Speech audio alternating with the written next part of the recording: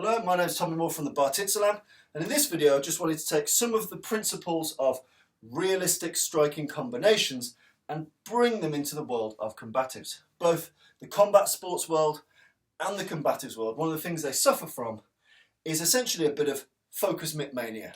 Focus mitts now make up a much larger part of fighting training than they ever have done in history.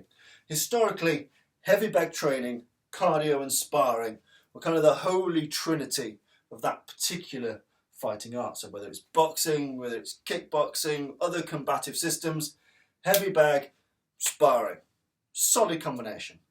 Right now we've got a very big culture of using pads, and especially kind of shoe shine style systems, and it does make you feel really good. And when you work in the mitts, when you work in the pads, you can pull off some really lush combinations. You feel very Asgardian. When you pull it off, you can pull off this complex sequence of things and you feel like you're on absolute fire. So psychologically, it's a great tool.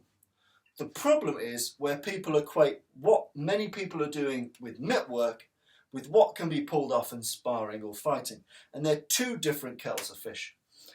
When you're working the mitt work and where your coach is working you out, many coaches are very guilty of building in interesting, complex sequences that, yes, have power and athleticism and require cognitive development. They're good at keeping you sharp, but they don't reflect what real people do once you start hitting them.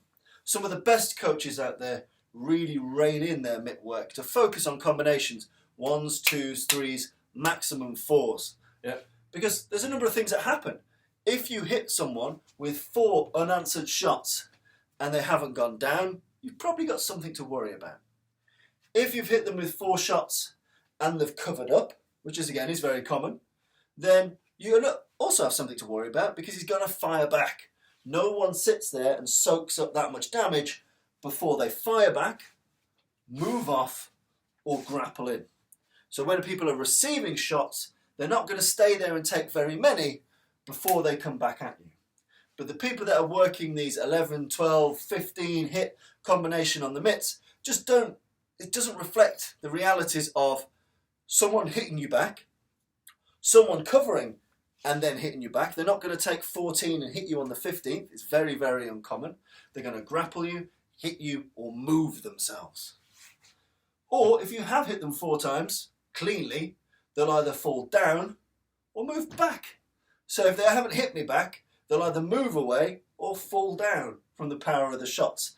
Either way, people move or fire back or do something after receiving a certain number of strikes, ubiquitously. It's a very important thing to factor in.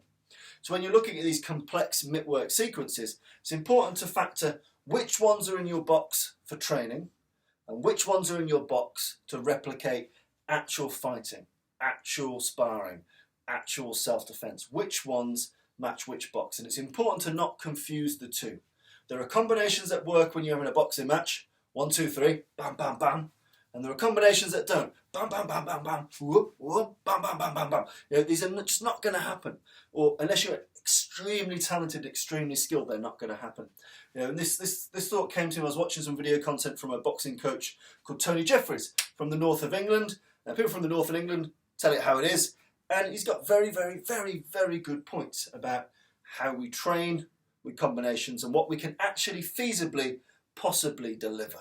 Okay, so I wanted to take that principle and I wanted to look at how we bring that to the combatives world. And it's a relatively simple thing to do. And the combatives world is also very guilty of building in complex sequences that just cannot be fulfilled against a human fighting back or moving. It's very guilty of doing those things. So again, it's just making sure we do the right things. There's also somatic reflexes, somatic responses. So if you hoof a man really hard in the bollocks, pretty much ubiquitous, he's going to go, oh, fuck. Most people on the planet, their stomachs will go in, their spine will go down, and they'll curl like so. Now, once that happens, my combinations can no longer be up here. They have to change. They have to change. The nature of what I'm doing to that human has to change. So do factor in. I know it's hard when you're not working with people, and I do this a lot too. Bob isn't articulated, he can't bend over, he can't react like a human, but do have that in your mind, cement that in your mind. I'm training this because of the circumstance. In reality, it manifests like that. So we're just going to look at some realistic striking sequences that factor in for the person defending, moving back or firing back. Okay, so let's start with a very simple one. So let's go from a normal fence and we're going to fire off a solid Fairbairn-esque tiger claw to the face. I'm going to smash him in right here. Twist the hips, twist the shoulder, the same anatomy as a right cross. Bang! But we've gone, boom! We've tiger clawed the cunt right in the face. Now we've got this, and he hasn't quite gone down. So if he's not gone down, he's probably going to hit me back. So I should probably move off the X. So what I'm going to do in this instance is I'm going to crash in with my elbow into his right shoulder, where his chest meets his shoulder, to kind of take that arm a little bit out of the game. And then what I'm going to do is fire a chin jab and a simultaneous knee from here. Smash it straight in. So my sequence, I fired a shot, recognising that it hasn't put him away. I know that he'll fire back pretty rapidly. Or move back. Either way, I want to make sure he doesn't move to safety either. So I don't want him moving away from my damage, and I don't want him damaging me. Spike in this elbow. Now I've got this indexed style attachment. I've got some sensitivity against him. That's going to knock his shoulder back. Then we're looking to hit his jaw and his groin at the same time. From here, straight in. Knee to the bollocks, chin jab to the face. And obviously what you can't see, because Bob moves behind camera, the fingers can then go up and over into the eye, or be raked out with a nice bit of venom. But either way, we've factored in here in that combination, that basic flow, 1, 2, 3, we've factored into that basic flow the notion that he can and will defend himself if given the opportunity, or if luck isn't on your side.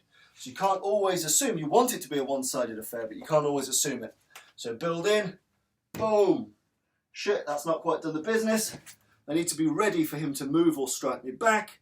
Once I've stopped him doing that, I need to continue my onslaught, which philosophically is no different from, I'm going to hit him with a jab, I'm going to slip back because I know that big right hand's coming, and then I'm going to fire that big right hand on my own. I've hit him, it's not quite done the job, I've slipped back, and I've fired my own right up into his grill. So we get the same principle from the combat sport, bring it over to the combatives. Another example. So, we already start the fight up close. We're up here. We're going to hit the chin jab, knocking his chin up. We're going to hit him with the palm hook, like so.